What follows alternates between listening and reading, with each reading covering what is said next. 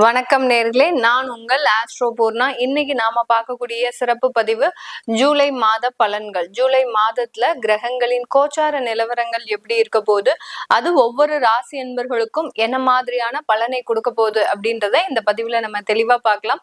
முதல்ல கோச்சார நிலவரப்படி கிரகங்கள் எந்தெந்த அமைப்புல இருக்கு அப்படின்னு பார்க்கும்போது, இந்த மாதத்துல ஜூலை மாதத்துல 13ஆம் தேதி சனி அந்த காலபுருஷனுக்கு 12ஆம் இடத்துல வக்ர நிலையை அடைகிறார். 12ஆம் இடம்ன்ற அந்த மீன ராசியில சனி பகவான் வக்ர நிலையை அடைகிறார்.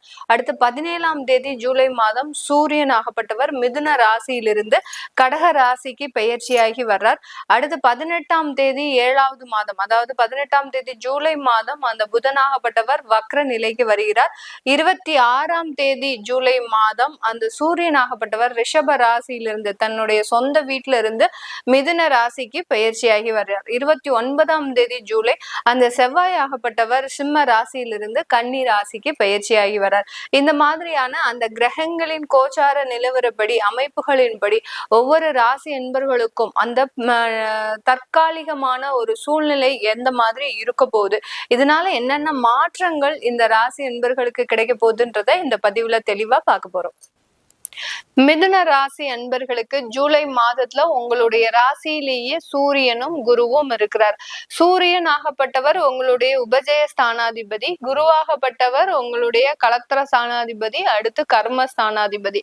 இந்த இரண்டு இடங்களுக்கும் சொந்தக்காரர்களான இந்த இரண்டு கிரகங்களும் உங்களுடைய ராசியின் மீது, அதாவது சந்திரனின் மீது பயணிக்கும் போது உங்க மாற்றங்கள், அதாவது உங்களுடைய எண்ணங்கள் எல்லாமே பாத்தீங்கன்னா நல்ல ஒரு உயர்ந்த நிலைக்கு வரணும். நம்ம இதுவரைக்கும் ஏமாந்த விஷயத்துல எல்லாத்துலயுமே நம்ம மற்றவங்க கிட்ட வாழ்ந்து காமிக்கணும் அப்படின்ற மாதிரியான ஒரு ஆவேசமான ஒரு சூழ்நிலை உங்களுக்கு உருவாகுவதற்குண்டான ஒரு மாதமாக தான் இருக்கும். என்ன மேடம் இந்த மாதிரி சொல்றீங்க, நாங்கெல்லாம் கோவப்படவே மாட்டோம், எதுக்குமே நாங்க இது பண்ணவே மாட்டோம், ஆனாலும் எங்களுக்கு இந்த மாதிரி ஆவேசமான ஒரு சூழ்நிலை வரும்னு சொல்றீங்களே அப்படின்னு சொல்லி கேட்டீங்கன்னா, அந்த ஜென்ம குரு பாத்தீங்கன்னா அவங்கள அவமானப்படுத்தின விஷயங்களை ஞாபகப்படுத்திக்கிட்டே இருப்பார்.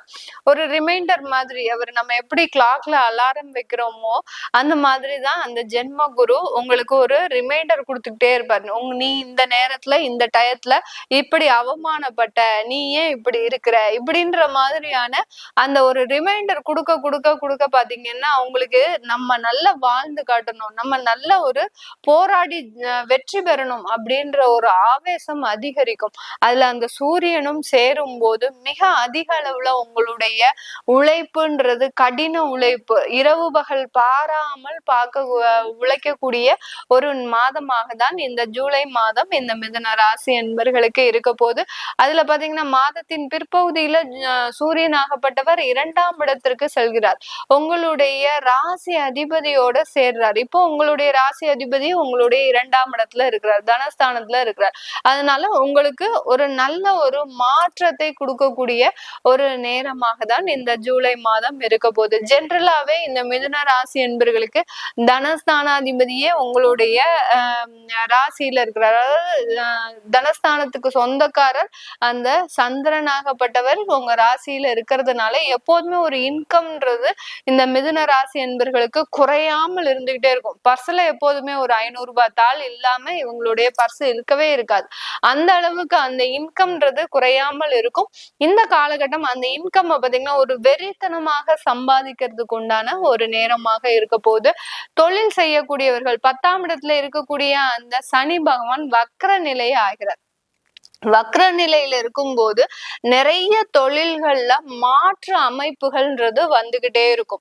யார் யாரெல்லாம் தொழில் சொந்தமாக தொழில், அடுத்து பிசினஸ், அடுத்து பாத்தீங்கன்னா கமிஷன் சம்பந்தப்பட்ட ஒரு தொழில்கள், இல்ல வேலை பார்த்துக்கிட்டே ஒரு பார்ட் டைமா ஒரு சின்னதா தொழில் பண்ணுவாங்க, இந்த மாதிரியாக இருக்கக்கூடியவர்களுக்கெல்லாம் இந்த மிதுன ராசி என்பர்களுக்கு இந்த ஒரு மாதத்துல பாத்தீங்கன்னா தொழில்ல ஒரு மாற்று அமைப்புகள், அதாவது இந்த இடத்துல இருந்து இப்படி நீங்க காசு பெறலாம், சம்பாதிக்கலாம்ன்ற ஒரு யோசனைகள் உங்களுக்கு வரக்கூடிய ஒரு மாதமாக தான் இந்த மாதம் இருக்க போகுது. இதனால தொழில்ல வளர்ச்சிகள், ஒரு முன்ன பின்ன போட்டு புரட்டி எடுக்கக்கூடிய ஒரு சூழ்நிலைகள், அடுத்து கடன் வாங்கக்கூடிய ஒரு சூழ்நிலைகள்.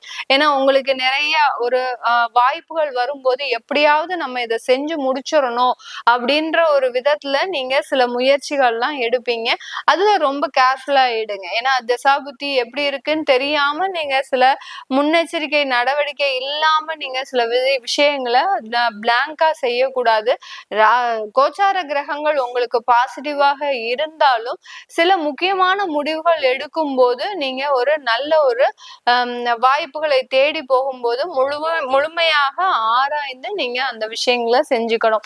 இந்த ராசி என்பர்களுக்கு தொழில் சம்பந்தமான நிறைய வாய்ப்புகள், அடுத்து தொழில்ல நிறைய மாற்று அமைப்புகள், அடுத்து பெண்கள் தானாகவே அவங்களுடைய தொழில்ல முன்வந்து செயல்படக்கூடிய ஒரு சூழ்நிலை. கணவர் தொழில் பண்ணிட்டு இருக்கிறாரு அப்படின்னா இவங்க ஃபுல் சப்போர்ட் கொடுப்பாங்க. குடும்பத்துல இருந்து இவர்கள் பேக் எண்ட்ல நிறைய வேலைகள் செய்து அவர்களுக்காக முழுமையாக ஒரு ஒத்துழைப்பு கொடுக்கக்கூடிய ஒரு மாதமாக தான் இந்த ஜூலை மாதம் இந்த ராசி என்பர்களுக்கு இருக்க போகுது. இந்த காலகட்டத்துல வெளிநாட்டுல வேலை செய்யக்கூடியவர்களுக்கு அந்த வெளிநாட்டு வாய்ப்புகள்ல சின்ன சின்ன ஸ்ட்ரகிள்ஸ் இருக்கும், கண்டிப்பாக இருக்கும். ஏன்னா ஏதாவது ஒரு மாற்றம் செஞ்சுக்கலாமா அப்படின்னு நினைக்கும் போது அங்க ஏதாவது ஒரு தடைகள், தாமதங்கள், உங்களுக்கு ஏதாவது ஒரு பிரச்சனைகள் வரக்கூடிய ஒரு டைம். அடுத்து பாத்தீங்கன்னா குடும்பத்துல இருக்கக்கூடியவர்கள்னால தேவையில்லாத உறவுகள் பிரச்சனை, இது எல்லாமே இந்த மிதுன ராசி என்பர்களுக்கு அந்த வெளிநாட்டுல இருக்கிறவங்களுக்கு இந்த காலகட்டம் கொஞ்சம் டல்லா இருக்கக்கூடிய ஒரு நேரமாக இருக்கும். எதையுமே ரொம்ப வெளிப்படையா யார்கிட்டயுமே பேசக்கூடாது. பேசுனீங்க அப்படின்னா அந்த இடத்துல மிகப்பெரிய அளவுல இந்த மிதுன ராசி என்பர்கள் பாதிக்கப்படுவீங்க.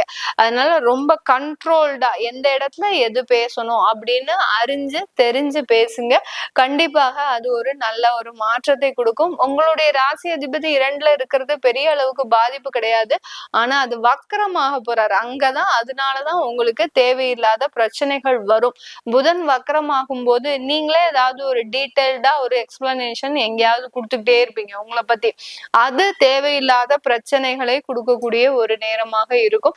தொழில் செய்யக்கூடியவர்களுக்கு வெளிநாட்டுல கமிஷன் தொழில், ஏதாவது புரோக்கரேஜ் மாதிரி இல்ல ஏஜென்ட் மாதிரி, ரியல் எஸ்டேட் ஏஜென்ட் அந்த மாதிரிலாம் இருந்தீங்க அப்படின்னா அவங்களுக்கு எல்லாம் இந்த காலகட்டம் நல்ல ஒரு வளர்ச்சியை கொடுக்கக்கூடிய ஒரு காலகட்டமாக இருக்கும். நீண்ட நாளா வராத பெண்டிங் பேமெண்ட்ஸ் எல்லாம் வெளிநாட்டுல இருக்கக்கூடிய தொழில் செய்யறவங்களுக்கு இந்த மாதம் கிடைக்கக்கூடிய ஒரு மாதமாக தான் இருக்க போகுது. இந்த காலகட்டத்துல இந்த ராசி அன்பர்கள் உடல் நலன்ல கொஞ்சம் கேர்ஃபுல்லா இருக்கணும். அப்பாவினுடைய உடல் நலன்ல ரொம்ப கேர்ஃபுல்லா இருக்கணும். ஏன்னா தந்தை வழி உறவுல ஏதாவது ஒரு சின்ன சின்ன மருத்துவ செலவுகள், அடுத்து பாத்தீங்கன்னா தேவையில்லாத ஒரு அலைச்சல்கள்ன்றது அதிகமாக இருக்கக்கூடிய ஒரு நேரம். உங்களுக்குமே ஹெல்த் இஷ்யூஸ் நிறைய இருக்கு. இந்த ராசி என்பர்களுக்கு இந்த மாதத்துல ஹெல்த் இஷ்யூஸ் நிறைய இருக்கும். டிராவல் பண்ணும்போது ரொம்ப கேர்ஃபுல்லா டிராவல் பண்ணுங்க. அங்க இங்கன்னு அதிகப்படியாக அலையாம இருந்த இடத்துல இருந்து எப்படி நம்ம சில விஷயங்களை செய்யலாம் அப்படின்னு நினைச்சிட்டு நீங்க செஞ்சீங்க அப்படின்னா அதுல ஒரு நல்ல மாற்றங்கள் இருக்கும். இல்ல நெசசரியா நான் டிராவல் பண்ணியே ஆகணும் அப்படின்ற பட்சத்துல நல்ல ஒரு தெய்வ வழிபாடு பண்ணிட்டு கிளம்புங்க. ஒவ்வொரு இடத்துக்கும் கிளம்பும் போது அந்த தெய்வத்தை நீங்க கூடயே கூட்டிட்டு போற மாதிரி சில விஷயங்களை நீங்க செஞ்சுக்கணும். நீங்க ரொம்ப முருக பக்தரா இருக்கிறீங்க, இல்ல ஒரு அம்மனுடைய ஒரு பக்தரா இருக்கிறீங்க அப்படின்னா அந்த முருகனுக்கு உண்டான விபூதியை கையில வச்சுக்கலாம், இல்ல அம்மனுக்கு உண்டான ஒரு குங்குமத்தை கையில வச்சுக்கலாம். இந்த மாதிரியான ஏதாவது ஒரு விஷயங்கள், அந்த தெய்வம் சார்ந்த சில விஷயங்களை நம்ம பர்ஸ்ல வச்சுக்கும் போது அந்த தெய்வம் நம்ம கூடயே பயணிக்கக்கூடிய ஒரு நேரமாக தான் இருக்கும். இது எல்லாமே நம்ம கோச்சார நிலவரப்படி பலன்களை கணிச்சு சொல்லிட்டு இருக்கிறோம்.